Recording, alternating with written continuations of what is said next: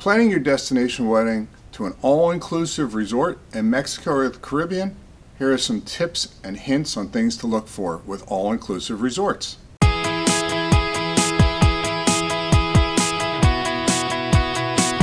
this is Jack with Vacationese. Do me a favor and subscribe to my videos. As you probably know, I do post new videos every Tuesday. Okay, the majority of our destination weddings are at all-inclusive resorts. I think it's a great idea. There's a lot of reasons I like the all-inclusive resort for weddings. I like them for vacations too. I feel like when I get there, everything's free.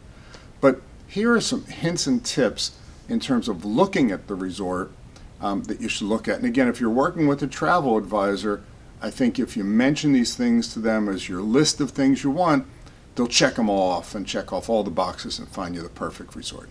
So the first thing you need to know is all-inclusive resorts are not created equal. That's really important. So when you look at an all-inclusive resort, the first thing you need to figure out is what's really included. I know that sounds crazy to think all-inclusive, what's included. I would say overall, most of the time, it's your hotel stay, your restaurants, your bars, and activities. At a general basis, that's what's included. But I think you want to take a deeper dive into that.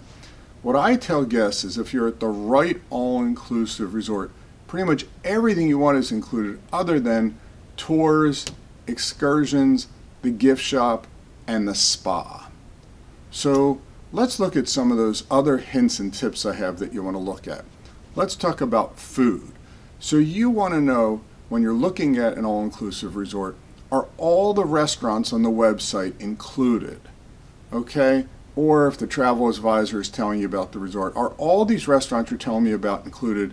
And then the caveat is for everybody. Now, why do I say that? There are a lot of resorts out there that will have certain restaurants that are not included, believe it or not. They may have a supplemental surcharge. You'll see the fine print when you get the resort that says supplement to all-inclusive plan.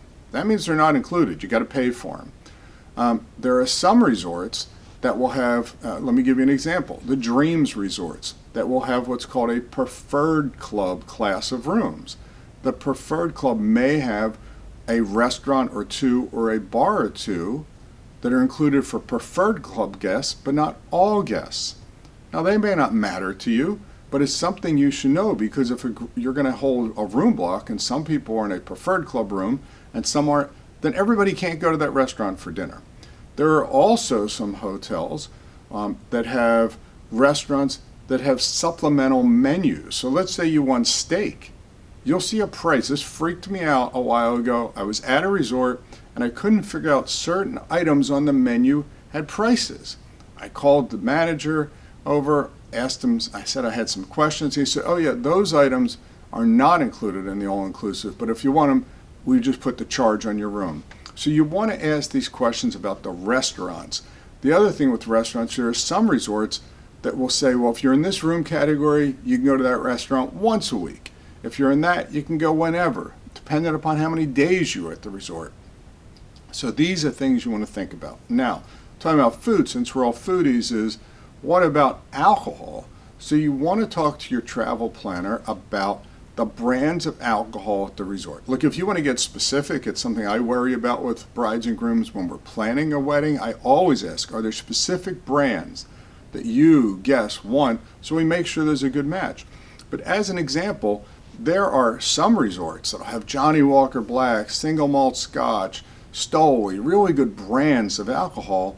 Then there are other resorts you'll go to that you get a drink and they're squirting drinks out of what looks like a ketchup bottle or something, and they're serving them in red plastic cups. You feel like you're playing beer pong back in college again. So I do think that most people today want better brands of alcohol, and important, you want to make sure you ask your travel professional, or if you're dealing with the resort, the brands of alcohol that I see around the resort, are they going to be at my wedding? Because there are some resorts that'll have good alcohol around the resort, but at the wedding you're like, that's not what I had the other day at dinner. So you want to make sure those brands carry over to your private event. One of the fun things about going to an all-inclusive is the activities. So you need to understand what activities are included and what aren't. Let me give you an example. Most of the all-inclusive resorts will have a full schedule of activities day and night, and most of them are included. But you may find that if you want to do the 5K run or the 10K run, or you want to take a tennis lesson, there could be a little asterisk on your app that they have you download or the sheet they leave in the room saying supplemental charge. But I would say most of the resorts are very good at including pretty much everything. Now, if you really want everything, look at the Sandals and Beaches resorts. I mean, talk about everything. You want to go scuba diving, motorized water sports, wakeboarding, pretty much everything is included with Sandals and Beaches. I would say that, again, if you have a group that's like, hey, we're scuba divers and we want to go wakeboarding, they're probably the only resorts that will include it. Most of the resorts will have a full activity schedule, have a water sports desk. They will not typically have included motorized water sports like jet skis and stuff like that, and snorkel trips. So again, if activities are something that you're concerned about, you want to talk to your travel professional to make sure that when you get to the resort, and if you want to take out a windsurfer or something, or a kayak, they don't say, oh, that's $30 a half hour. You want to see, is that included as the activity? And the same thing as the evening shows. What we're seeing is most of the resorts will have some level of entertainment, whether it's a band, the DJ, and even shows, especially at the family friendly. But now there are resorts that will have like a Cirque du Soleil show, dinner show, and they may charge extra for that. So people get to the resort like, well, I didn't know that it was $100. So you need to ask these questions up front. Now, if you're interested in taking a tour, going off the resort, taking an excursion of horseback riding or something, I will say that the majority of time, these things are not included. So again, you just have to think, is that something you're real interested in? The key with that is most of the better resorts will have tour desks at the resorts that can book those excursions for you and your guests. Or every now and then a client will say to me, hey Jack, I want to rent a catamaran and take a bunch of my guests out for like a welcome cocktail party cruise.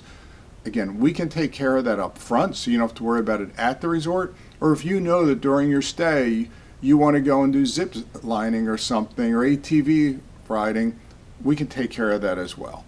In terms of the spa amenities, those things are typically not included. What we are seeing recently is that many resorts are giving spa discounts as part of wedding pricing for the rooms or freebies at the spa. But again, you got to pay for it. You may get a discount, but it's typically not included. Now, this is a hot topic, dress codes.